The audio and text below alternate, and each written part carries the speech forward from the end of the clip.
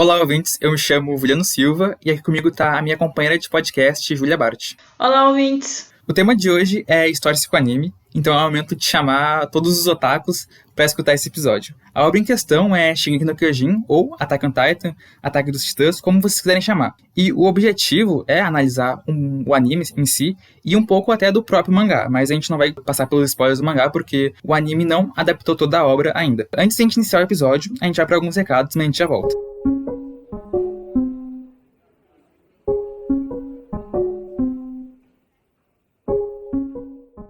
Então, o primeiro recado é, como sempre, sigam a gente nas redes sociais, @historiace_cast, no Instagram e no Twitter. A gente também quer agradecer quem está mandando perguntas e pode continuar mandando perguntas sobre os episódios anteriores. E em breve a gente vai fazer alguma interação no Instagram de perguntas e respostas para responder todo mundo e muito obrigado mesmo. A outra coisa que a gente quer comentar é que recentemente o História se virou notícia no site da FACS, da Faculdade Uniriter.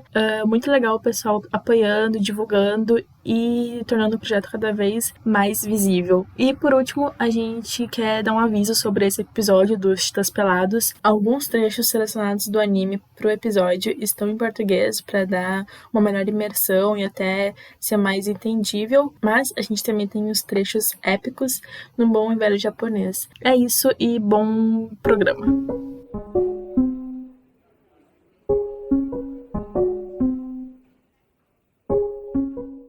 Como eu já tinha dito, nesse episódio a gente vai passar por alguns spoilers sobre o anime, mas ele também serve para apresentar essa obra, né, que é Shingeki no Kyojin, para quem não conhece. Então, se tem alguém aí que não se preocupa com spoilers e quer conhecer um pouco mais sobre a obra, a gente dá boas-vindas para assistir esse episódio. Esse é o momento certo. Bom, Shingeki é uma série de mangá escrita e ilustrada por Hajime Isayama. O mangá ele foi publicado pela primeira vez em 2009. E depois de 10 anos de desenvolvimento da obra, ele pretende acabar no mês de abril, né, no início mais ou menos do mês de abril desse ano, né, 2021. E foi só em 2013 que a primeira temporada do mangá em um anime foi adaptada pela saudosa Wit Studio, que nos deixou nesse último ano, né. E ele teve a sua exibição entre abril e setembro daquele ano, de 2013. E já a segunda temporada, ela chegou só em 2017. Então foram 4 anos depois da primeira temporada, né? A gente sabe que os animes eles não têm tanto um compromisso, né, em relação a entregar anualmente, como acontece com as séries, e então ele demorou 4 anos. A terceira temporada foi entre 2018 e 2019, e a quarta e última temporada, ela tá no ar desde dezembro de 2020. Então, é importante a gente só lembrar, né, que a Wit Studio, ela ficou desde o começo do anime adaptando, né, e aí agora, nessa última temporada, a quarta temporada, eles acharam melhor por deixar a obra, porque eles tinham até outras obras pra adaptar, e eles pensaram que eles não iam conseguir dar conta de Shingeki no Kyojin, porque a quarta temporada realmente é uma explosão de acontecimentos, como a gente vai ver, e ficou pro estúdio Mappa, né, que também é um estúdio muito, muito responsável, um estúdio muito bom, mas acho que vale a gente comentar de algumas tretas que rolou quando o estúdio Mappa pegou o anime, né, porque o fandom, os fãs de Shingeki, eles não acreditaram que o anime conseguiria dar conta da temporada. Também ficaram muito assim com o pé atrás, porque não era o Wit Studio, era outro estúdio que ia adaptar. E alguma das coisas que levantaram durante a temporada com o estúdio Mappa foi a questão que o visual mudou um pouco. Eles conseguiram manter as mesmas características, né, que o Wit Studio fazia no anime, mas visualmente o anime ele adicionou mais características em 3D.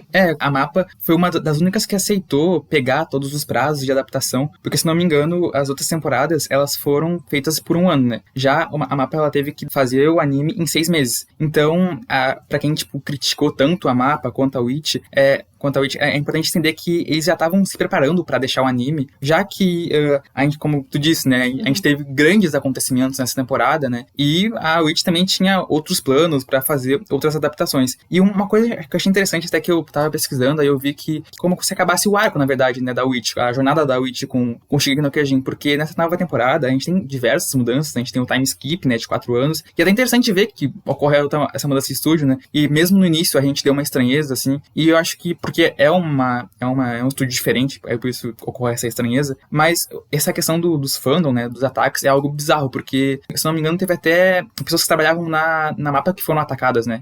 Com certeza, o pessoal até que era a favor da MAPA, o pessoal os fãs do Shingeki, e que foram pro Twitter pra defender a MAPA, né, dos ataques, levantaram uma hashtag que era o pessoal entender que era uma mudança de estúdio, que isso é totalmente normal no Japão. Isso acontece muito nos animes, eles mudam de estúdio, porque às vezes não dá pra tu continuar uma obra, porque tu não tem não tem mais a verba, ou tu não consegue, ou tu quer adaptar outra coisa, então acontece muito essa questão de mudar de estúdio. E eu acho, na minha visão, que a MAPA tá fazendo um ótimo trabalho e que eles estão, assim, trazendo coisas que a gente nunca imaginou que veria em Shingeki, como a questão do 3D, dos titãs em 3D, e também a questão até da rotoscopia, né, que tu pode falar melhor, né? Sim, se não me engano, é um dos episódios iniciais que eles usam um pouco da rotoscopia pra fazer o episódio, e como tu disse, né, a MAPA ela tá fazendo um trabalho incrível mesmo tendo aquela questão da estranheza, mas é algo normal. Acho que eles conseguiram, talvez, até entender como é que eles estavam, entender a obra em si, né, entender qual é o público que eles estavam lidando, né, mas essa questão, a gente pode criticar a animação, pode criticar como foi feito, se está feio ou se está bonito, mas o problema mesmo é atacar as pessoas, né. O diretor foi bastante assediado. Mas atacar já é algo extremo, assim, né, assediar as pessoas. E partindo desse princípio de que ataques, assédio e esses discursos de ódios, vamos falar um pouco sobre o que é Shingeki?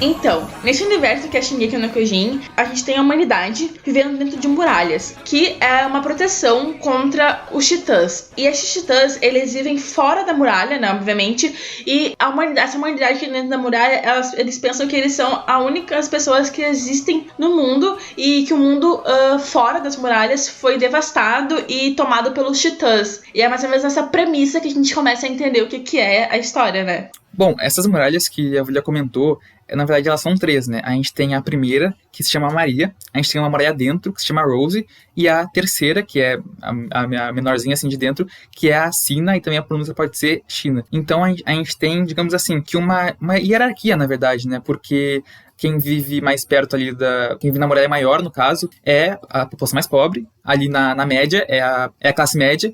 E dentro são os políticos, o rei, que são protegidos, né? A gente vai até comentar um pouco mais sobre isso ao decorrer do episódio. Então, pra explicar um pouquinho, a gente vai contextualizar o primeiro episódio do Shingeki no Kyojin, né? Os seres humanos se depararam com uma repentina aparição de titãs no distrito de Shiganshina, após mais de um século de paz. Então, eles estavam ali em um momento muito de paz, onde os titãs não estavam invadindo as muralhas, e acontece que aparece um titã ali do nada sobre as muralhas, né? E daí a gente começa a acompanhar 3 crianças, que são o Eren Yeager, Mikasa Arkman e o Armin Arlet. Essas crianças, eles testemunham o aparecimento de um titã que tem mais de 60 metros de altura. E esse titã é o titã colossal. E outro menor, que é o titã blindado. Esses 2 titãs, eles abrem uma brecha na Muralha Maria e, em seguida, invadem a cidade com outros titãs menores, fazendo uma carnificina geral ali no lugar. E isso acaba ocasionando a morte da mãe do Eren, que é devorada diante dos olhos da Mikasa e do Eren, né? E é uma cena muito pesada, assim. Só de lembrar já dá aquela coisa. Mãe! Mikasa, segura esse lado! Temos que tirar ela daí!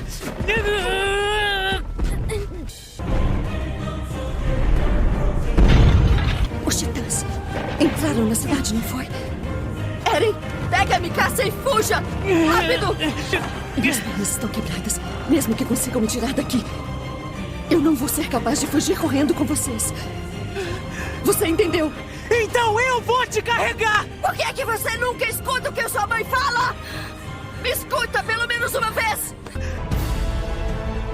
Eu acho que é uma das cenas que mais te intriga, assim, né? Porque é realmente um titã, um ser humano gigante, assim, que não tem consciência, comendo ali a mãe do personagem. É shonen, né? Shonen é assim. Shonen, a mãe tem que morrer. Sim, é mãe, pai, vilarejo, essas coisas. Tem que ter um direito, assim, pra proteger, assim. Mas então, esse acontecimento desperta uma coisa ali no Eren que ele meio que percebe que ele tem que se vingar dos Titãs e tem que buscar a liberdade. Então ele entra pra divisão de exploração. A partir daí a gente conhece toda essa trama de Shingeki, porque existem 3 divisões que defendem a humanidade dentro da muralha. Tem a divisão de reconhecimento, ou exploração, que é a divisão em que o Eren e os companheiros dele, os amigos de infância, entram. Os soldados de exploração, eles têm o objetivo de enfrentar os Titãs, para tentar recuperar os territórios que foram tomados. Também tem a guarnição da muralha, que protege as muralhas e evacua os cidadãos quando ocorre uma invasão de algum titã. E por último, tem a brigada da polícia militar, que mantém a ordem dentro da muralha e protege o rei. Né, a gente pode até comentar um pouco desse, digamos assim, dessa motivação que o personagem principal tem, né, o Eren, que ele vai desenvolver aí desde o início, quando ele vê a morte da mãe dele. E até algumas pessoas podem até se perguntar, assim, em relação aos acontecimentos atuais, dizendo assim, como é que o Eren se transformou nisso que ele é agora? Um quase vilão, assim, um entre aspas vilão. Mas a gente pode perceber que desde o primeiro episódio, o Eren, ele já demonstra raiva, né, em questão, em diversas vezes ele demonstra raiva, ele é uma pessoa muito impulsiva, né, ele demonstra raiva na cena específica quando o Armin fala pra ele empolgadamente sobre o mar, sobre as coisas que ele não pode ver, né? E aí já tem aquele negócio de, meu Deus, estão privando a minha liberdade de conhecer as coisas do mundo, assim.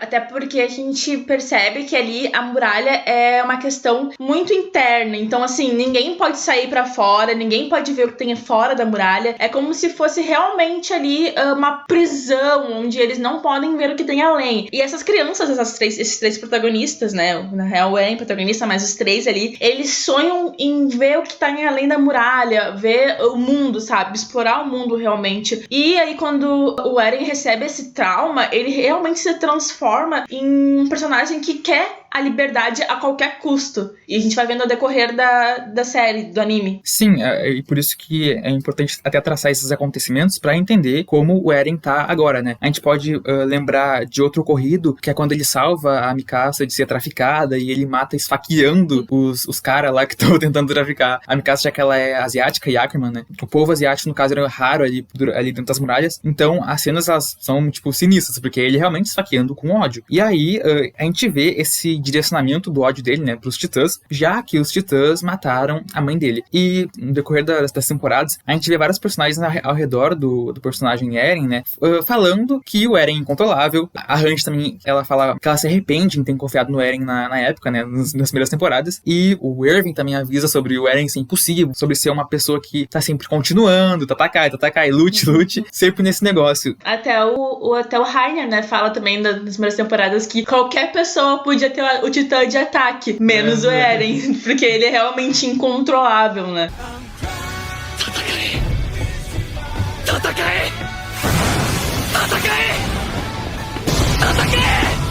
Até lembro de um outro acontecimento, que é quando o Eren ele é preso por ser titã, né? Já que o pessoal fica assim, não entendendo no início, né? Não entendiam que pessoas poderiam virar titãs. Aí ele é preso, e aí tem até um questionamento que fazem no julgamento dele, que se perguntam se ele vai ser um salvador pra humanidade ou um demônio. Então acho que a gente já faz esse questionamento nos acontecimentos atuais, saber se ele é um salvador ou realmente um demônio, na verdade, né? E também, como tu falou também da Mikasa, eu acho que a gente até contextualizar um pouquinho quem que são esses personagens ao redor do Eren, né? Os melhores amigos dele que estavam sempre desde o começo com ele, né? A Mikasa, ela é realmente, como a gente falou, ela é asiática e ela é órfã, né? E aí, quando o Eren salva ela meio que vira uma devota dele, né? Mas ela é muito mais forte e muito mais... Ela é mais forte que ele. Sim, é que no universo de Shingeki, né, a gente vê que os Ackermans, né, eles têm um poder, assim, meio que sobre-humano, na verdade, podemos dizer, né? O Levi também tem essa força muito mais do que um humano normal, do que um Eldiano, né? Sim,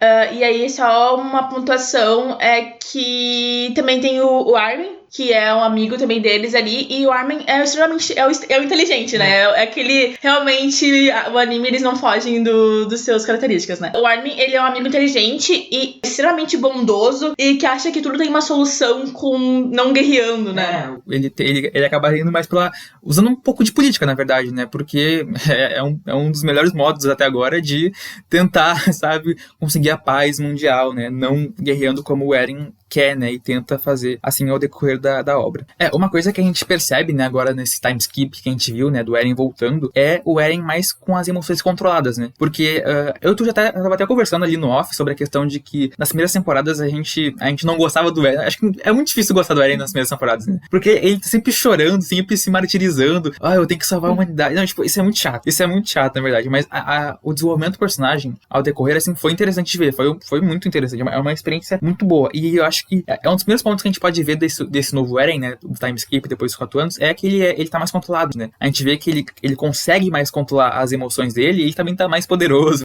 Até porque como ele era uma criança e ele foi ao decorrer, assim, um personagem muito... não vou falar chorando, mas ele se martirizava demais e achava que tudo era culpa dele e que, assim, todo mundo ali queria defender ele, queria, tipo, ajudar ele, só que ele achava que ele só tinha que fazer tudo sozinho ou que ele tava matando os amigos dele, mas quando, na verdade, era em prol de todo mundo, era em prol da sociedade, não Sim. só sobre ele. E acho que ele se sentia mal por ser sobre ele, por isso ele foi um personagem bastante odiado, porque, né, acontece isso nos animes. E é por isso que várias pessoas glorificam ele agora, porque ele tá o personagem de shonen, que é putaço, e que, tipo, quer matar todo mundo, e a questão, quando a gente talvez critica o Eren nesse episódio, né, quando a gente faz essa crítica, a gente não faz em relação a, tipo, a criação do personagem pelo Isayama, né, o mangaka, mas a gente fala da crítica das ações do Eren dentro da história, porque em relação a personagem, a narrativa e a desenvolvimento, é incrível, né, como eu disse, é uma experiência muito boa de ver essa evolução de uma pessoa que tá sempre chorando ali, tá se martirizando, eu tenho que salvar todo mundo, e pra chegar ao momento em que ele tá agora. E outra coisa que a gente pode também perceber durante a obra é o direcionamento, né, da raiva do Eren, né, o ódio que ele tem. No início, a gente vê ele odiando os titãs, que é algo que a gente já compra, né? A gente também odeia titãs, porque os titãs são inimigos pros personagens que a gente gosta, né? Então a gente já compra esse ódio que ele tem pelos titãs. E aí, ao decorrer, ele vai descobrindo mais coisas. Ele vai direcionando o ódio pra Marley, e depois ele vai direcionando o ódio pra humanidade, que isso não tá tão certo assim, né? E em relação a isso que a gente vai comentar mais pra frente. Por quê? Eles têm que tomar tudo da gente. Nossas vidas. Nossos sonhos. Por quê? Droga! Eu me recuso a desistir. Eu vou acabar com todos eles. Até o último. Com a minha própria mão. Então, eu até lembro da primeira vez que eu tive contato com Shingeki no Kyojin, que o anime saiu em 2013, mas eu fui ver o anime ali em 2016, mais ou menos. Tava indo pra segunda temporada, isso. E aí, eu lembro que foi um amigo meu que me contou assim, nossa, tu tem que ver esse anime, porque era tipo o Game of Thrones dos animes, né? Porque todo mundo morria e ninguém sabia o que ia acontecer. E aí, eu lembro que eu via no YouTube. Por incrível que pareça, tem até hoje a primeira temporada inteira lá pra quem quiser ver, né? Eu não sei se a empresa que tem os direitos de Shingeki no Kyojin já percebeu isso, não quis tirar, eu não sei qual é o motivo, mas tá lá, né? Então, tá lá no YouTube pra quem quiser ver. Eu vi a primeira temporada toda no YouTube e, nossa, foi uma experiência muito doida, porque acho que não foi o meu primeiro contato com o anime, mas eu lembro que foi um dos primeiros animes mais atuais que eu comecei a ver. E aí, né, surgiu toda essa paixão por animes. Mas eu lembro que eu não gostava do Eren, achava ele um personagem detestável, achava ele insuportável, e era bem que realmente o fandom tava achando naquele momento, né? Mas e tu? O meu primeiro contato foi em 2018, né? Eu tive... Ali no início de 2018, tu começou a me falar sobre o Shingeki, que eu acho que é tipo uma seita. A gente conhece a obra e começa a passar pros nossos amigos, pros nossos conhecidos, porque realmente é uma obra muito boa. A gente tem que dar esse valor aí. E, como eu falei, foi no início de 2018 e eu também assisti no YouTube, já que tava lá disponibilizado bonitinho, assim, ainda pra quem quiser assistir. E, cara, eu acho que, de início, assim, Shingeki já é muito intrigante, sabe? Eu acho que tu já compra, sabe? Desde o primeiro episódio, tu já quer saber quem são esses titãs, por que eles estão atacando, por que existe uma muralha, sabe? Porque, tipo, é sempre esse porquê. E Shingeki, eu acho que é fundamentado nisso, né? Fundamentado nesse negócio de a narrativa, ela vai se amarrando com o tempo, né? Porque os porquês vão sendo respondidos e vai tendo outros porquês, né? Então, eu acho que um outro impacto que eu tive bastante é em relação aos titãs, né? Eu acho que tanto visualmente, a gente tem aquele impacto porque são, tipo, seres humanos gigantes correndo e de um jeito bizarro, né? E tem até uma curiosidade pra falar que eu vi que o Isayama, ele se inspirou inspirou em um quadro de arte, né, pra fazer a questão visual dos Titãs, o nome do quadro é o Saturno devorando um filho. O Saturno ou Cronos, no caso, né? Então, se vocês quiserem até, tipo, pra pegar essa imagem e ver agora, assim, tu já vê, assim, uma semelhança real, assim, dos Titãs, do Titã, né? O Saturno é um Titã considerado assim, e os Titãs de Shingeki no Kyojin. E sim, só lembrando que o Isayama é o mangaka que criou o mangá do Shingeki no Kyojin, desenhando, roteirizando e tudo mais. Mas sobre a mitologia que o Juliano falou, a questão do Cronos, a gente também pode ver a mitologia nórdica em Shingeki no Kyojin, mas ali na parte quando eles contam sobre quem originou os Titãs. E quem originou os Titãs foi a Ymir, que era uma menina que fez um pacto com o demônio. E aí esse nome Ymir já remete às lendas nórdicas, que Ymir, na mitologia nórdica, foi o primeiro ser vivo que originou o mundo, né? Então é mais ou menos essa vibe. Sim, é interessante ver como ele consegue usar de um modo muito, muito legal e da hora, né? Essas mitologias, tanto a grega, a romana, no caso o Cronos e o Saturno são os mesmos personagens, só que das mitologias diferentes, e também essa questão da Ymir usando a mitologia nórdica, né? E outra curiosidade é que a anatomia do Titã do Eren, né, que depois a gente descobre ao decorrer da obra que o Eren, ele é um Titã, né? A anatomia do Titã do Eren é inspirada em um lutador de MMA, assim como também a anatomia do Titã do Rainer, né? Que é o Titã blindado. E outra coisa interessante sobre a criação, né, dos próprios Titãs é que o Isayama, ele detalhou, né, como ele teve esse gatilho para criar esses monstros assim gigantes, e ele falou que foi quando ele trabalhava em um restaurante e aí um cliente bêbado entrou no estabelecimento, né, e aí ele meio que tentou se comunicar com esse cliente que estava bêbado e ele não conseguiu. E aí ele, tipo, se sentiu um pouco assustado, né, até talvez nervosismo assim, por não conseguir se comunicar com uma pessoa bêbada ali, com um homem bêbado. E é nesse momento que ele fala que ele entendeu que talvez uma das maiores ameaças seria o próprio ser humano. Então por isso que a gente vê, assim, os Titãs sendo uma forma humana, né, sendo inconscientes. Porque um dos pontos é eles não conseguirem se comunicar, né, eles não conseguirem falar. E ela traz todo esse peso, assim, né, em Shingeki no Kyojin com esses vilões nas temporadas iniciais, né.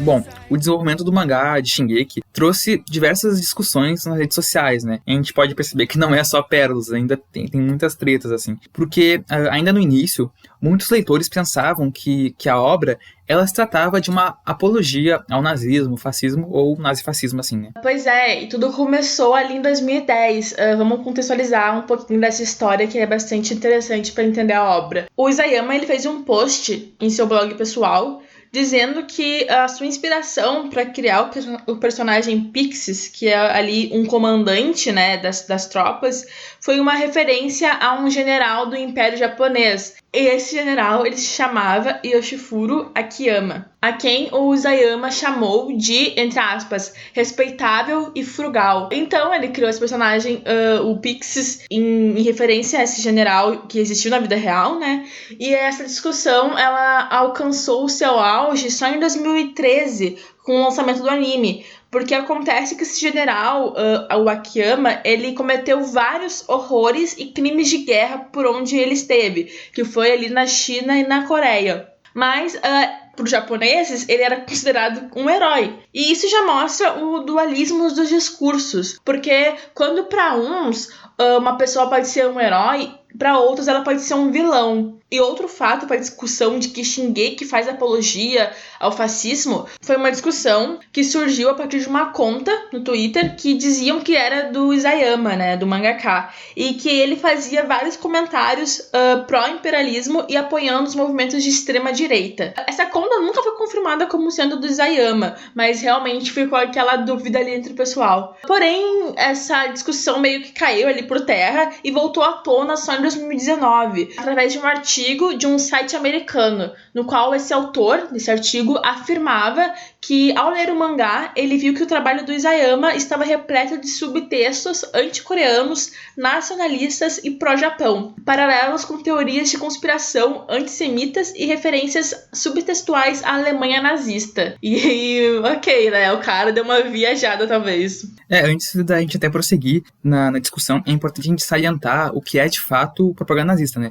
Porque esse termo, ele é referente à década de 40, quando a Alemanha de Hitler estava no seu auge e queria se promover cada vez mais, né? E aí eles usam propagandas para inflamar e controlar a massa, que é a população. E nessas propagandas, eles enalteciam o Terceiro Reich, né, como era chamado o regime, assim, do Hitler, e eles enalteciam o Terceiro Reich, a figura da raça ariana, e ao mesmo tempo, eles demonizavam os judeus, que eram considerados inimigos. E também eles acabavam até demonizando outras pessoas tidas como inferiores. Dito isso, é óbvio que o autor americano que fez o texto, criticando a obra como uma apologia e uma propaganda nazista, não leu o mangá realmente ou não entendeu a obra.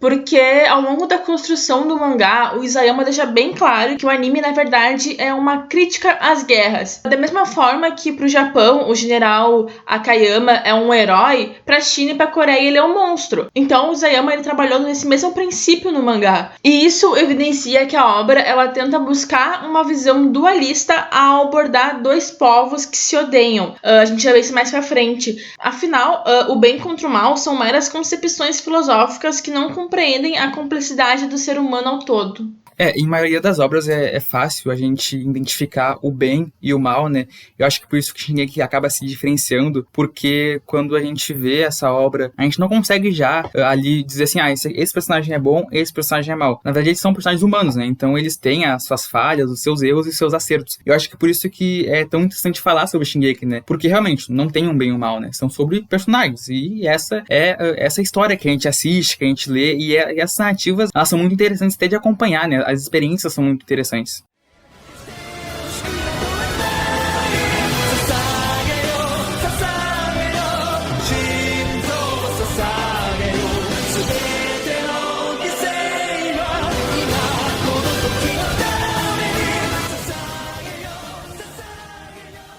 Então, a gente já entendeu que o anime ele não faz a apologia ao nazismo, mas existe realmente uma certa analogia à Segunda Guerra Mundial. Sim, com certeza existe, né? E para falar dessa analogia, a gente precisa contextualizar um pouco a história de dois povos, que é Marley e Eldia.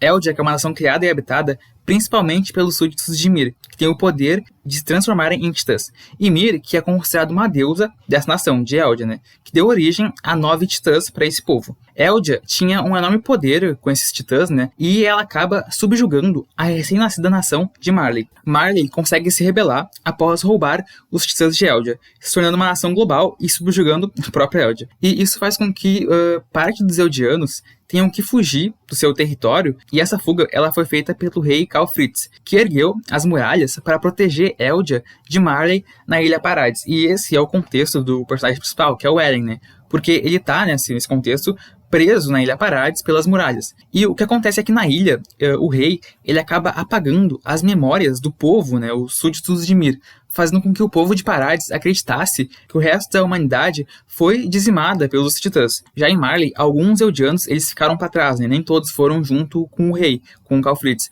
E esses eldianos que estão em Marley, eles são presos em campos de concentração pelos marlianos. Bom, agora que a gente já entendeu todo esse contexto de Marley e Eldia, a gente pode dizer que existe uma certa analogia que vê Marley como uma representação da Alemanha durante o período nazista e o povo de Eldia como os judeus. Porém, o que a maioria pensou ser uma propaganda nazista se revelou uma profunda discussão sobre o dualismo dos discursos ideológicos. No início do anime, a apresentação de um só lado, os eldianos, né, o pessoal da muralha, parecia trazer uma narrativa comum, aquela que a gente vê em todos os animes ou em todas as obras, assim, né, que é o bem versus o mal. Mas, assim como os eldianos da Ilha Parades, o público foi meio que ensinado a odiar os titãs e os marlianos à medida que íamos conhecendo a história pela visão do Eren, né, o protagonista. Contudo, né, o Isayama, o mangaka de Shingeki, do anime, ele se mostrou extremamente perspicaz ao longo do mangá, porque a gente começa a entender que em Shingeki os personagens eles não são maniqueístas, né, eles são pessoas com afetos, inseguranças, medos, pessoas que amam e querem proteger os seus amigos, seus companheiros. Logo, quando os personagens de Shingeki eles assumem uma ideologia, eles meio que acreditam que essa é a única verdade que eles podem ter, né, mas e muitas vezes, né, essas ideologias elas foram ou ensinadas para eles ou talvez era o único caminho que eles poderiam seguir. E eles acabam até, reproduzindo, né, com essa ideologia, uma lógica que, na verdade, acaba sendo torta, né? Isso, porque a gente percebe que em Shingeki os personagens eles são muito frutos do meio. E eu quero dizer que onde eles vivem e o que eles vivenciam é a experiência que eles levam para a vida deles toda. Até a gente pode ver isso no Eren, porque o Eren, ele é um personagem que ele tá ali naquele contexto de guerra, sendo subjugado por outra nação, tendo os titãs na porta de casa, e ele meio que se torna... não tem como ele fugir de quem ele é. Ele só vê a solução de guerra, ele só vê a solução de querer uma liberdade de qualquer custo. E de algum modo ele tem essa questão, né, de lutar, por isso que ele cresceu, né, nesse meio onde ele só viu guerra, só viu sangue, na verdade, né. E a gente tem, né, os outros personagens que também carregam um pouco de outras ideologias, como até a gente vê o Armin sempre avisando pra ele sobre a questão que, de algum modo, existe, né, outros meios, né, outros caminhos, né, tanto o político, que é o que o Armin defende. Mas, de algum modo, assim, o Eren, ele cria uma personalidade onde ele não ouve os outros. Ele simplesmente segue o que ele quer, né? O que ele acha melhor, assim, pro momento. E outro personagem que a gente pode ver essas características, que são características do meio. O meio te forma, é onde tu vive, da onde tu tira as tuas experiências e quem tu vai ser pra vida, que é o personagem do Grisha Jäger, que é o pai do Eren, né? O Grisha, ele cresceu em Marley como eldiano, sendo subjugado por ser eldiano. Mas ele teve ali no decorrer da vida dele, ele teve acesso aos documentos sobre a história do povo dele, a história de Eldia. Mas ele não entendia a maioria do que estava escrito naqueles papéis antigos. Porém, mesmo assim, ele assume uma visão de que Eldia é melhor que Marley, uma visão meio totalmente negacionista, bem lá realmente indo pelo lado extremista da coisa. Ele assume que só a Ymir, a deusa, ela é capaz de fazer o bem, e ela é a deusa que abençoou o Marley com os poderes especiais e leva isso ali para a vida dele toda. A gente vê esse lado do Grisha tendo várias consequências no futuro, porque ele acredita que Eldia é maior que tudo, e também a gente tem que entender que ele acredita nisso porque ele foi toda a vida dele subjugado e tratado como lixo por Marley. Então é muito difícil ele ver outro caminho. Ele meio que quando ele é criado nesse meio, né, de Marley, subjugado, ele acaba criando, digamos assim, essa luta, né, contra Marley, desde o início em que ele perde a irmã dele pelos soldados lá que acabam assassinando ela, ele já cria esse tipo de ideologia, né? E uma coisa que ele faz, que é uma coisa, ele acaba sendo muito babaca porque ele coloca, né, essa ideologia que ele criou, assim, dele, que ele conseguiu desenvolver nos próprios filhos dele, né? A gente vê isso tanto no Zeke, que foi totalmente fudido, e o Zeke depois foi o que acusou ele, né, de ser um traidor. Sim, e por isso esses personagens são tão realistas, porque eles mostram uma extrema consciência dos seus atos. No caso, assim, a gente consegue ver que esses personagens, ele têm muitas profundidades, eles são marcados, né? E é algo bem difícil de ver nos animes. Mas, vamos ser sinceros, essa perspectiva dualista que os personagens revelam, que é essa questão de ser humano, de ter o bem, o mal, de assim, ter que fazer uma escolha, ou de ter que ser realmente, assim, um fruto do meio, é algo que às vezes incomoda o público, porque parece que a gente quer realmente só ver aquela coisa assim de, tem o bem, tem o mal, e é isso. O personagem do bem, ele nunca vai ter aspectos ruins, ele nunca vai ser uma pessoa ruim, e isso é algo que a gente incomoda quando a gente vê Shingeki, porque os personagens, eles são muito dualistas, né? De algum modo, nos tira da zona de conforto, porque a gente tá acostumado ali a ver uma série, um filme, né, ler um livro até, qualquer coisa, que a gente já vê que esse aqui é o mal, e esse aqui é o do bem, né, e aí quando a gente acompanha a narrativa de Shingeki no Kyojin, a gente sai da zona de conforto de que, ok, assim, gente, as coisas não são, o mundo não é bem e mal, tem muito mais complexidade do que só esses dois lados. Sim, e aí o mesmo acontece com a narrativa de oprimidos e opressores. Quando essa narrativa, ela se inverte e vemos maldade entre os oprimidos e bondade entre os opressores, o nosso senso de moral e justiça vira de ponta cabeça. Eu acredito que esse seja um dos temas que o Shingeki tenta tratar. Parece que a história, ela assume que existe uma simetria entre eldianos e marlianos, assim como uma equivalência entre judeus e alemães. Porque quando a gente vê que nem os personagens da Ilha Parades, que a gente acompanhou desde o começo, são todos bons ou são todos maus, a gente também vê a mesma coisa em Marley. Eles não são todos maus, assim, sabe? Marley não é aquela nação horrível que a gente ouvia falar na Ilha Parades. Então é bem interessante a gente ver essa dualidade. Eu acho que a gente pode aprender isso com o próprio anime, na verdade, né? O anime nos ensina, tipo, essa questão de que tanto em Marley quanto na Ilha Paradis, não existe só pessoas boas ou pessoas ruins, existem seres humanos, e seres humanos agindo, seres humanos com suas ações, né? Até a questão que a gente tinha comentado do Isayama, que no início ele foi atacado por ser imperialista, por ser nacionalista.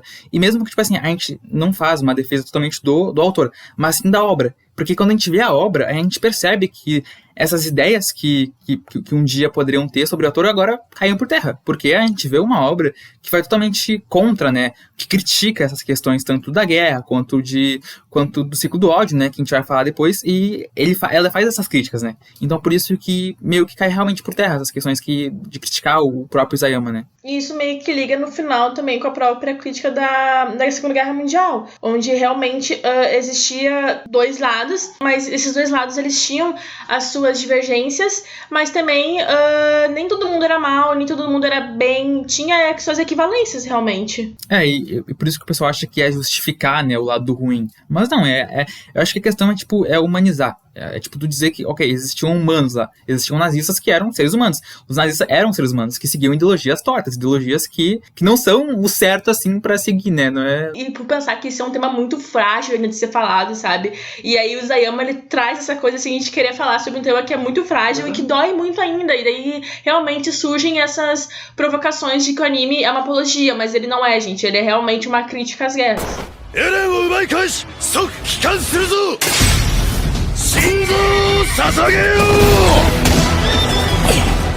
Mas seguindo, a gente como fã já ouviu essa discussão sobre Shingeki ser ou não uma propaganda nazista. Já ouvimos esses termos, nazismo e fascismo, em diversos outros contextos de discussões também. Por isso surge a necessidade de um entendimento mais amplo sobre essas ideologias que permeiam por décadas. Exatamente, né? É importante primeiro a gente entender sobre o que a gente tá falando para depois criticar e até para chamar se é ou não uma obra fascista nazista. Algo que a gente já desenvolveu. Antes de tudo, é necessário explicar que não existe apenas um fascismo, né? Não há um consenso. O que a gente tem, na verdade, são diversas variações da ideologia política fascismo. Essas variações a gente pode chamar de movimentos fascistas. E outro ponto é que os fundamentos da ideologia fascista, eles remetem ao final do século XIX, durante ali a segunda Revolução Industrial, que trouxe transformações econômicas, filosóficas e sociais. E essas transformações, elas motivaram pensamentos contrários, né? Pensamentos contrários à própria modernidade. E essas ideias contrárias, elas influenciaram os movimentos fascistas do século XX. E a ideologia fascista, ela acaba nascendo como uma oposição a dois modelos políticos, que é o liberal democrático e o comunista. Então, só para explicar a simbologia fascista, a palavra fascismo vem do italiano fascio, que significa feixe, e na Roma Antiga o fácio era um machado revestido por varas de madeira. Esse machado ele representa a autoridade e punição física. Essas varas, né, elas faziam a união, pois um pedaço de madeira é facilmente quebrável, enquanto vários é difícil. E isso realmente me lembra aquela cena, fazendo um parênteses, isso realmente me lembra aquela cena do Planeta dos Macacos, desses atuais, onde o macaco orangotango mostra pro Caesar que macacos juntos, eles unidos, ele até pega o graveto, né, e mostra ali no graveto realmente o que é essa questão de estar unido e de tu sendo mais forte unido. Eles já trazem essa analogia, né, de que o povo junto, né, o povo entre aspas, né, faz com que tenha mais forças até para criar esses movimentos.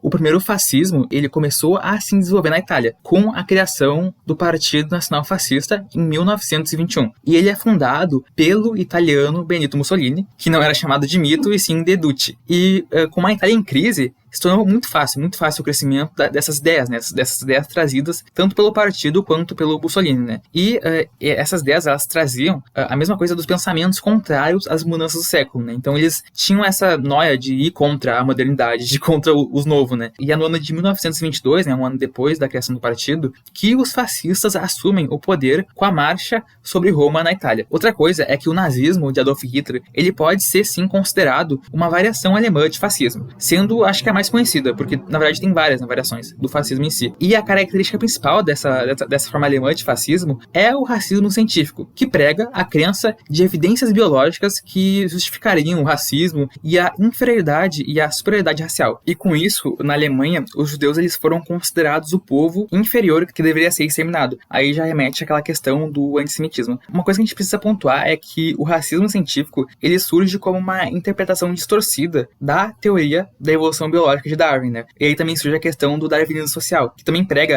essa existência de uma hierarquia entre as sociedades, sendo uma superior e outra inferior. E outro paralelo que a gente pode fazer é até com a questão com o plano do Zwick, né? Que é o plano de eutanásia. Ele quer usar o poder do titã fundador para realmente esterilizar a população de Eldia e acaba meio que privando até, né? É uma ideia meio torta, porque até ocorreu algumas esterilizações no período nazista, porque teve até uma lei que justificava, né, essa questão em esterilizar pessoas que poderiam ter, no caso, doenças hereditárias, como a depressão e até algumas doenças físicas, na verdade, visíveis, assim, né? E é mais ou menos isso. Então é interessante a gente trazer também essa questão do nazismo com o plano do Zwick. Sim, e o Zwick, que é um personagem extremamente afetado também, porque ele percebe, na visão dele, ele percebe que o único meio de parar toda aquela guerra e de acabar com essa rivalidade entre Marley e Eldia é fazer com que haja uma esterilização em massa em Eldia. Ele não vai matar os eldianos, ele não quer matar os eldianos,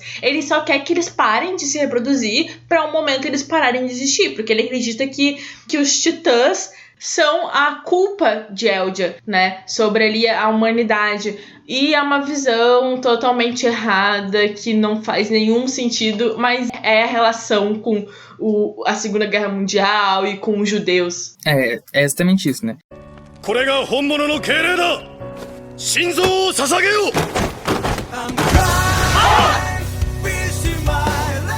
E agora a gente vai passar um pouco pelas características presentes em regimes fascistas. E é até preciso compreender que a base, né, para entender essa ideologia, ela está no contexto histórico europeu das décadas de 20, 30 e 40. E alguma dessas características que a gente vai comentar, possivelmente pode ser vista em outros lugares e épocas, né? Porque isso até torna um assunto amplo e aberto para julgar se um país foi ou é fascista. E a gente vai evocar dois escritores, né? A gente vai evocar dois escritores para nos ajudar a entender a complexidade de caracterizar o fascismo. Um deles é Umberto Eco, que ele é famoso por diversas obras e pelo livro Fascismo Eterno, e em 1995 ele publicou um ensaio enumerando 14 características comuns do fascismo. O outro escritor que vai nos ajudar a entender um pouco disso é o Jason Stalin, que ele é um filósofo e estudioso do neofascismo. E em 2018 ele publicou o livro Como Funciona o Fascismo. Então, o fascismo por inteiro, ele é ultranacionalista e autoritário, defendendo um Estado totalitário de partido único. Os regimes fascistas são governados por um líder considerado forte, sendo como um salvador ou um messias para a nação. Então a gente vai falar aqui brevemente das 14 características. A primeira é o culto à tradição e rejeição ao modernismo. Ocorre uma recuperação dos valores antigos, como se existisse uma verdade propriamente dita. Então surge também a defesa do tradicionalismo, que recusa a modernidade, como se fosse uma depravação. Exemplo, o iluminismo e a idade da razão. Outro ponto é a ressignificação dos valores passados, que traz o racismo, a xenofobia, a homofobia e o machismo. O machismo implica, ao mesmo tempo, um certo desdém pelas mulheres e uma intolerância, condenando atos sexuais fora do padrão de castidade à homossexualidade. Outro ponto é que discordância é traição, né? Porque dentro do Estado fascista, a ideologia ela é vista como algo bom. Então, o indivíduo não pode discordar, pois discordar é traição. E toda discordância, ela é punida com o uso da força, do militarismo e do autoritarismo. A gente pode ver essa característica visualmente na situação de Marley, né? Até em Parades um pouco. E outro ponto é o apelo às classes médias frustradas, né? Porque o fascismo ele se utiliza da mobilização das massas usando propagandas, tanto em rádios e jornais, e na maioria dessas propagandas eles usam informações falsas para que a classe média e baixa concorde com as elites. Então, uma classe média que está frustrada com crises econômicas ou até uma humilhação política acaba sendo muito mais fácil de controlar, né? E é um pouco disso que a gente vê até dos eldianos que vivem em Marley, né? Como eles foram humilhados politicamente e vivem ali dentro sendo tratados realmente como a escória da humanidade, eles são fáceis de controlar, eles se deixam controlar por Marley, e é um pouco do que a gente consegue perceber. Aliás, tem outras características, como o desprezo pelos fracos. Nessa característica, o elitismo popular despreza toda manifestação de fraqueza, criando a ideia de que é um grupo que seja mais fraco. Logo, o fascista é forte, gerando opressões. Sim, né? E um ponto que eu acho muito interessante pra gente falar bastante da questão histórica, né? Que é onde o Estado fascista, ele tenta recriar o passado, né? Sempre tentando criar um passado melhor do que realmente foi, um passado mítico. A gente pode ver isso muito em Shingeki no Kyojin com a questão da Ymir, né? Já que ela é considerada uma deusa que ganhou poderes, né? E pra Marley, ela na verdade foi amaldiçoada por demônios, e pra Eldia, ela foi abençoada pelos deuses. Então tem essa dualidade, assim, na visão. E o que acontece é que cada um tenta criar uma narrativa pra justificar a própria luta. E o que acontece também nessa característica é as teorias da conspiração. E o fascista, ele precisa, como eu disse, criar um inimigo externo ou interno pra alienar a população com o nacionalismo exacerbado. E quando ele tem esse inimigo em foco, como por exemplo os judeus na Alemanha, surge o ponto mais importante pro fascista, que é a luta. A luta é a guerra contra esse inimigo, né? Porque tem até uma frase que diz que não existe luta pela vida. Em vez disso, a vida é vida pra lutar. Então, o fascista em si, ele traz toda essa questão de que ele vive pra guerrear, vive pra lutar, pra enfrentar os seus inimigos. Falando em criar o passado, eu lembrei totalmente da questão do Rei Fritz, né? Que foi pra Parades e recriou todo o passado dos Eldianos. Ele apagou tudo da memória e disse, não, agora que Parades é o único lugar que existe no mundo e a gente não tem outros inimigos, ou a gente não tem outra nação fora daqui, e isso realmente é a questão de ter um líder que apaga o passado do seu povo. De algum modo ele acaba recriando toda essa história, né, a história de Eldia em si, e privando, né, da informação. Até lembrei agora da questão do pai do Erwin, né, porque o pai do Erwin, ele era um professor na história de Shingeki, né, ele era um professor, e ele questionava a história verdadeira de Parades, ele ficava questionando, tinha ali os livros falando da história, né, contada assim, e aí ele questionava e ele acaba até sendo morto. É interessante porque uma das motivações do personagem do Erwin, né, que é um personagem incrível, que é a questão de que ele queria provar que o pai dele estava certo, né, ele acaba morrendo pouco antes disso acontecer, infelizmente, um dos melhores personagens de Shingeki. Saudades, Erwin. Então, a gente tem outra característica que é a hierarquia.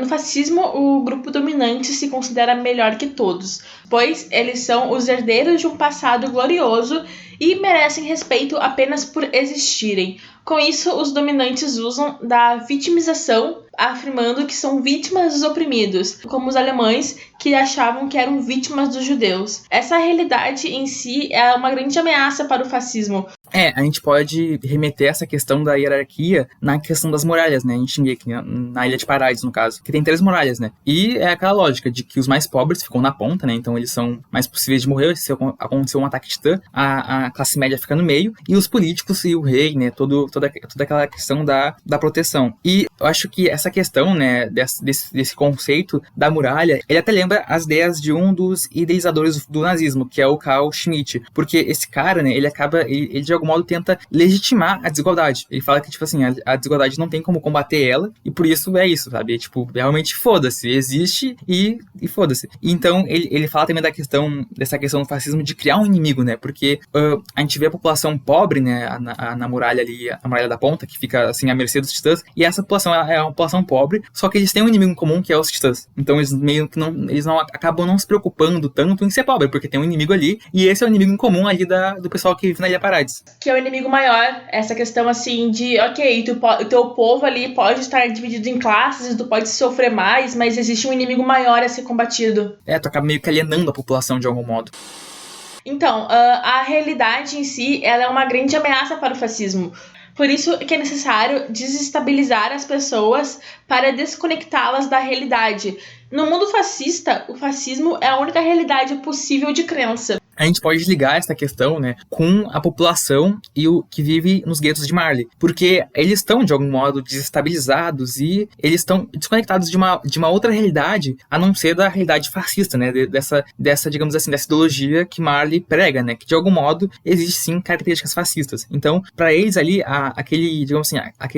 aquela realidade em que eles vivem é a única, e é a única que eles conhecem, não existe outra. Então, por isso que muitos não lutam, não vão atrás, por isso que a gente tem só alguns, como o pai do Eren, né, Grisha, que cria ali todo, mas ele cria uma rebelião, mas acaba sendo uma rebelião ultranacionalista, então eles acabam caindo ali na mesma retórica, né. Então, a gente pode ter essa questão que alguns cidadãos ali que vivem nos guetos de Marley, os Eldianos, eles podem virar cidadãos honorários de Marley, se eles forem pra luta. Se eles forem defender Marley. Então, é essa questão de que tu tá ali naquele meio onde a única opção pra te se tornar alguém é lutar por esse povo, por esse país, né? Que não é o teu país, mas tu tá ali. É uma realidade diferente do que a gente vê na Ilha Paradis, porque na Ilha Paradis o pessoal tá unido em uma só nação. Mesmo que tenha essas classes sociais, eles são só uma nação. Já em Marley é bem diferente, porque os marleyanos, eles tratam os eldianos como a escória. Né, e por isso que esse pessoal que ele é recrutado, né, são as crianças, no caso, as crianças eldianas, porque, como a gente já tinha comentado antes, só os eldianos, eles podem ser titãs. Então, já que Marley detende alguns desses titãs, eles usam então essas crianças pra... na verdade, acontece até uma alienação, né? É uma lavagem cerebral que acontece nessas crianças para que elas lutem por Marley, né? Pelo povo que na verdade não é deles, né? Eles acabam usando, assim, essas crianças.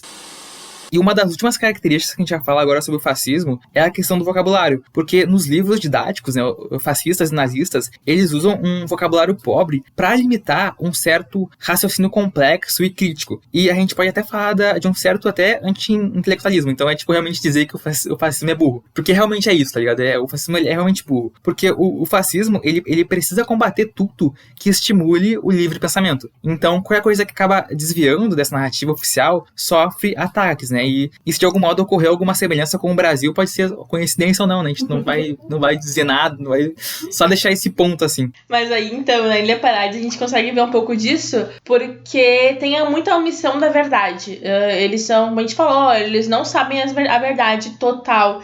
Isso acaba impactando a evolução deles em questões científicas, educacionais, até tecnológicas. O primeiro, o rei, né? Antes ele sofreu um golpe de estado, o rei falso, entre aspas, né? Ele priva realmente totalmente essa questão da liberdade, até a questão de... Tem aquela igreja lá da muralha, né, que fala dos titãs dentro da muralha, e a gente pode até provar essa questão com a morte do pai do Eren, pra não questionar, na verdade, questionar que existe algo além da história que eles contam, né. Então, é realmente isso, a gente vê essas características muito visíveis assim, né.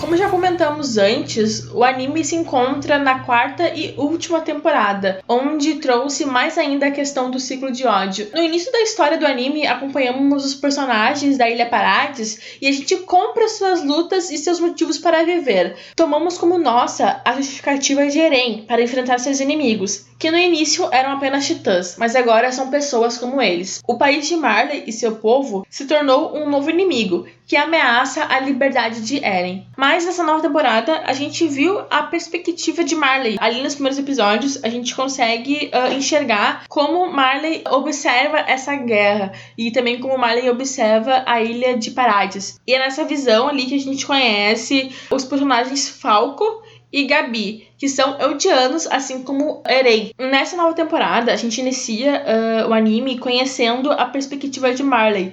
Os primeiros episódios, eles se passam em Marley e mostram dois personagens novos, que são duas crianças, o Falco e a Gabi. Eles são eldianos, assim como Eren, porém eles vivem ali nos guetos de Marley. Esses personagens, a Gabi e o Falco, eles são consequência da forte propaganda nacionalista propagada por Marley, que defende a existência de um inimigo que precisa ser combatido.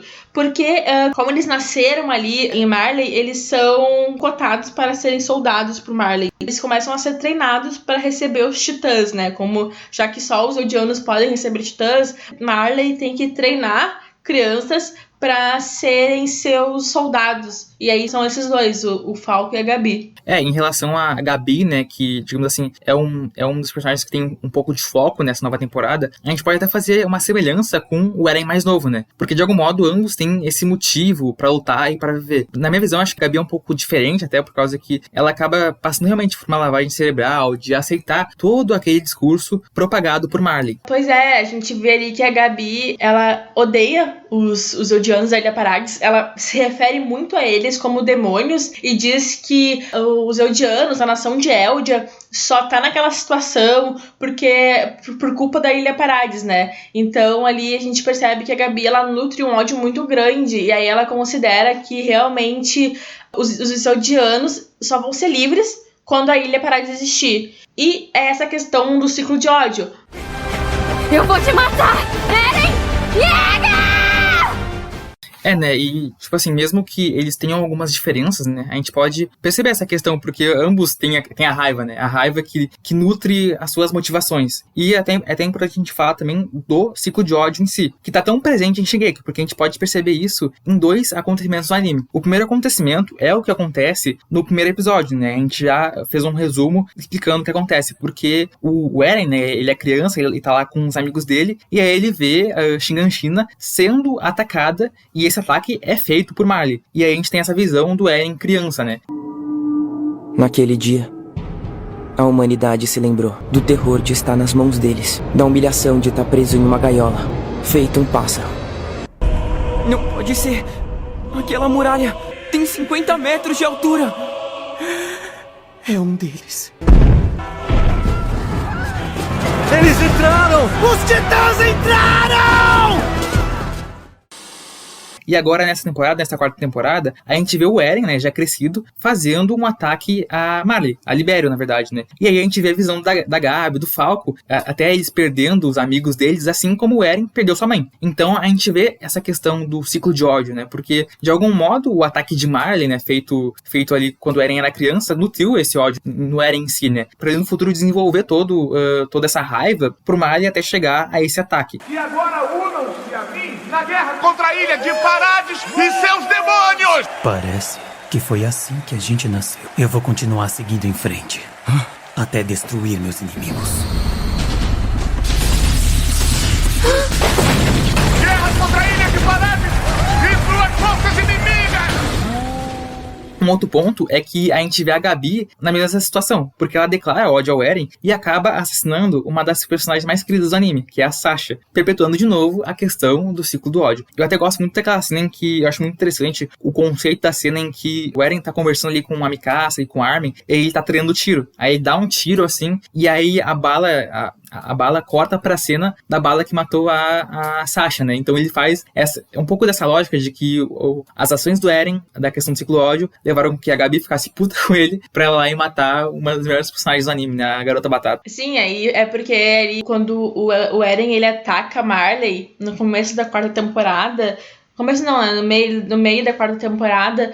Acontece a mesma coisa que aconteceu quando ele era criança, quando o Titã Blindado atacou a Ilha Paradis.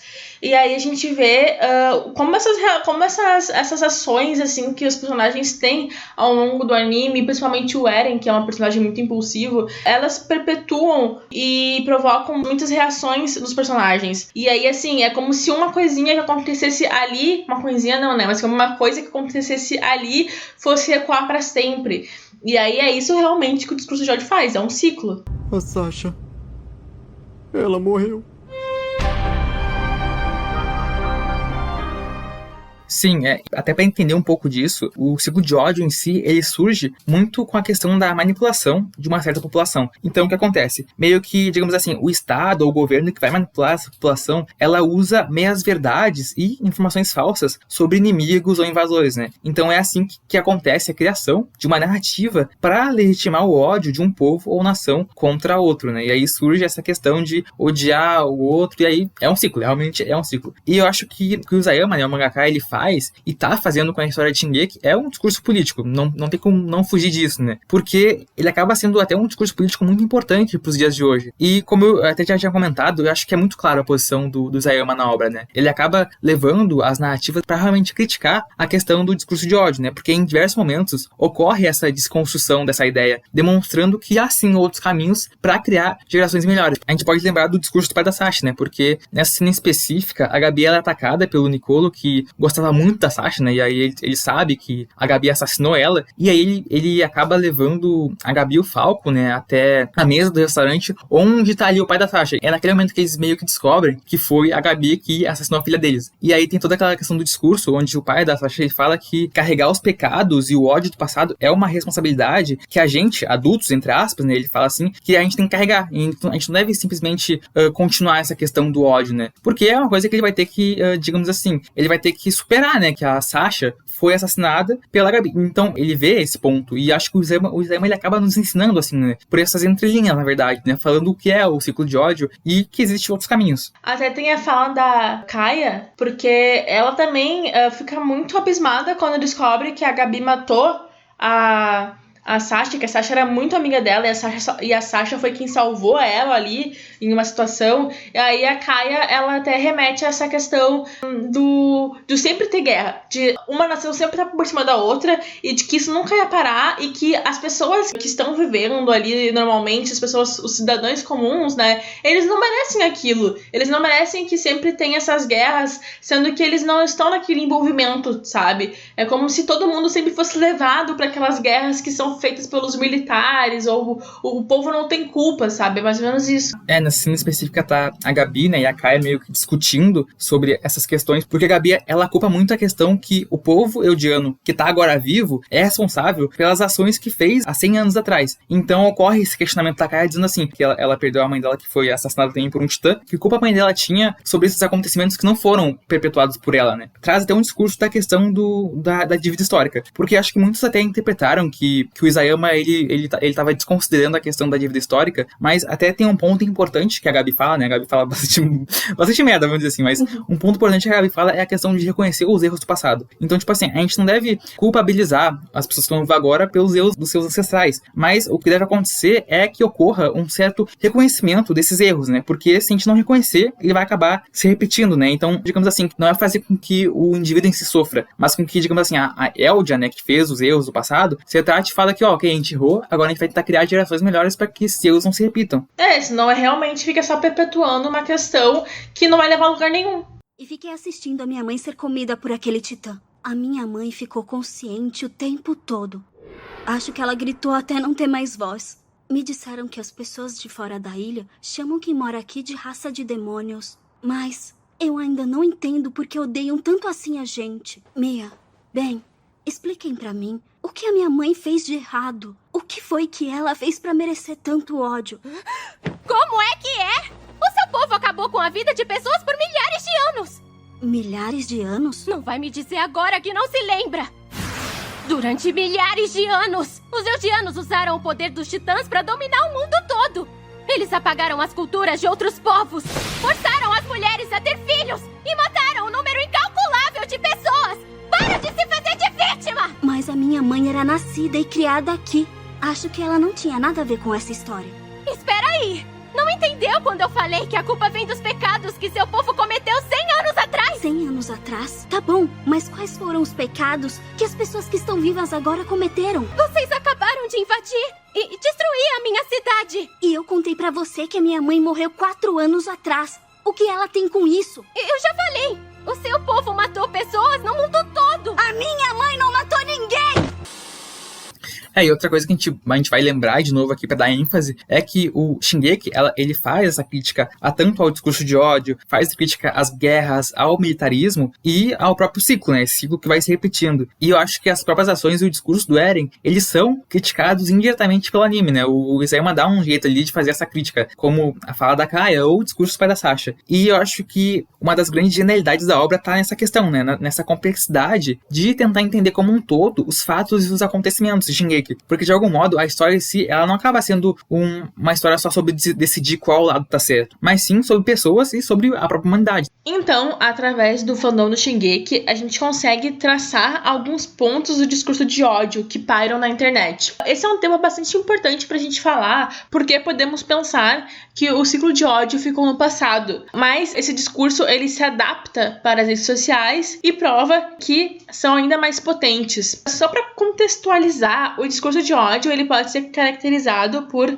manifestações de ódio, desprezo ou intolerância contra determinados grupos, motivado por preconceitos. Recentemente, boa parte do fandom de Shingeki tem propagado essas manifestações de ódio ao defenderem o Eren e atacarem a Gabi. Parece que os fãs se importam muito mais com a visão singular de um personagem do que com a ampla história contada. Como a gente acompanhou sempre o Eren, parece que só a visão dele importa e parece que a Gabi, ela não que ela esteja errada, mas que ela tá fazendo tudo aquilo ali pra prejudicar o Eren. Só que ela é realmente uma criança como o Eren foi uma criança na sua época, que viu várias atrocidades de guerra. Isso não representa o fandom inteiro, mas polui muito as discussões sérias acerca da obra. E é nessa questão que mora o problema, porque quando temos fãs cegamente defendendo pontos que já são complexos por si mesmos, existe uma clara disseminação de ideias e discursos moralmente errados. Ou seja, alguns fãs, eles pegam os discursos do Eren e utilizam como a única verdade dentro da obra. Com certeza, a gente pode ver muito isso em tantos grupos, assim, de Shingeki, de fãs, realmente, né? E eu acho que, em relação à questão, até as ações do Eren, né? Eu acho que é difícil supor qual é a melhor decisão que o Eren deveria tomar, né? Mas eu acho que até um pouco de bom senso entender que genocídio e matar pessoas não é a melhor solução, já que a gente tem vários personagens que acabam falando sobre essa questão, né? Tanto do ciclo de ódio, como a gente já comentou, é realmente difícil supor qual decisão ele deveria tomar. Só que defender genocídio é algo complexo por si só, porque a gente já usa o bom senso pra entender que isso já é errado. E eu acho que também é muito a questão da escolha do Eren, né? Porque acontece que, assim, tem um personagem, o Levi, e ele sempre deixa muito claro pro Eren que, no final, ele tem que escolher. Ele tem que escolher o que ele vai fazer, qual decisão ele vai tomar. E aí acontece que o Eren, ele sempre sentiu que ele tinha total responsabilidade por tudo e que só as ações dele iriam conseguir levar ele ao caminho, que ele não devia, não que ele não devia confiar nos amigos, mas que ele sabia o que era melhor pra ele. Então acontece que o pessoal ali, o fandom, ele pega essa visão de que o Eren sempre foi por ele mesmo e distorce isso, porque acontece que nem sempre quando tu vai só por ti, só por tuas ideias, tu se dá bem, né? Exatamente, né? Acho que o personagem em si, ele tem essa complexidade, né? Por isso que acaba tendo esses comentários mais rasos, né? E uma coisa que eu sempre percebi em relação ao pessoal, aos grupos, os fãs de Shingeki, é que parece que muitos eles se perdem na história, né? Porque eu acho que o Isayama, ele constrói toda essa narrativa, né? Da Ilha Parades, do Eren, e depois do time skip, ele vai pra Marley contar outras histórias, contar outras narrativas, e o próprio anime acaba nos ensinando qual seria o caminho, entre aspas, o melhor caminho, né? Pra seguir. E parece que os fãs, eles continuam cegos, na verdade, né? Apoiando sempre tudo que o Eren fala. E eu não tô dizendo que o Eren tá totalmente errado no que ele tá fazendo, mas eu digo que deve existir uma discussão muito mais ampla, né, do que só uma discussão rasa sobre esse assunto de narrativas e de lados. Eu acho que até o próprio Eren, ele percebe isso, porque ali na quarta temporada, quando ele vai pra Marley e conversa com o Reiner, que foi o titã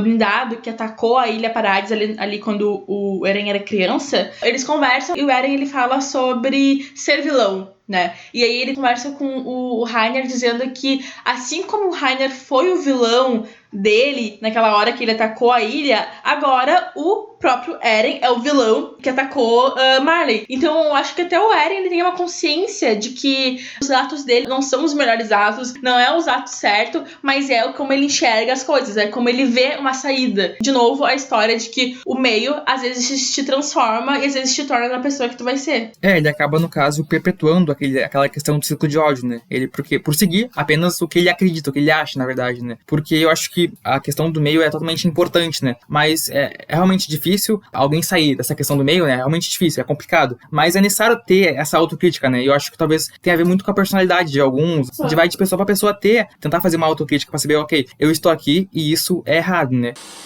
Por isso que eu acho que Shingeki, como mangá, como anime, como obra em si, a obra ela traz essas discussões necessárias e muito pouco debatidas com tanta profundidade, né? E por isso que é extremamente importante a gente observar como essas histórias elas são interpretadas, até pela questão, como a gente já comentou, do fandom, né? Que acaba propagando ideias meio rasas. A pessoa que gosta de Shingeki ali, talvez goste só das lutinhas. Eu acho que o que incomoda bastante é a pessoa não querer entender o que o autor quer falar com essa obra, né? O que ele deseja passar com essa obra. E ficar só nessas visões que são meras visões rasas. E como o próprio Shingeki nos ensina, o único jeito de fugir do ciclo de ódio não é com vingança, mas sim é, de algum jeito, encontrar um caminho pra paz. Decidiram que somos demônios, sem nem ouvir o que a gente tem pra dizer? Eu nunca vou conseguir entender porque eles não querem um tratado de paz. Eu acho que é porque eles não nos conhecem. O medo deles é baseado no desconhecimento. Então, é isso, essa discussão sobre Shingeki, muito calorosa. A gente com certeza não abrangeu todos os pontos do anime, porque é muita coisa. Deixamos alguns personagens de lado, mas a gente acha que provavelmente quando o anime acabar ao todo a gente volte a discutir sobre Shingeki no Kyojin. Mas eu espero que vocês tenham gostado, porque foi bem complicado fazer essa pauta até, porque é bem difícil falar de uma obra tão complexa e tão profunda como é esse anime. Espero que vocês assistam o anime, leiam o mangá e entendam toda essa complexidade e curtem uma obra que é totalmente feita para discussões. É realmente uma obra muito complexa e a gente indica tanto o anime quanto o mangá, porque é bom ter essa visão ampla, né, dessas duas mídias em si, né. Sigam a gente nas redes sociais, @historiesbarcast, no Instagram e no Twitter. E é isso, até mais. Até o próximo episódio. Se ficarmos aqui, só vamos receber mais pedradas. Preparem-se para a missão! Então nós estamos indo direto para a morte? Estamos. Está dizendo que é melhor morrer lutando? Já que nós vamos morrer. Estou sim. Espera. Se a gente vai morrer mesmo, não importa como seja. Pode até ser desobedecendo ordens. Porque não faz diferença, não é? Está precisamente certo. Não faz diferença nenhuma. Não importa quais eram seus sonhos e ambições. Não importa se a sua vida foi boa ou miserável. Todos nós vamos morrer uma hora. Isso quer dizer que a vida não tem sentido? Que nosso nascimento não teve sentido? E nossos colegas que caíram antes, as vidas deles também foram sem sentido? Não foram! Nós damos sentido à vida dos nossos colegas! Uns morreram com coragem, outros com medo! Mas quem dá sentido à vida deles somos nós, os vivos que não vão esquecer deles! Morremos confiando a nossa memória aos vivos que vão continuar! Esse é um ato de rebeldia com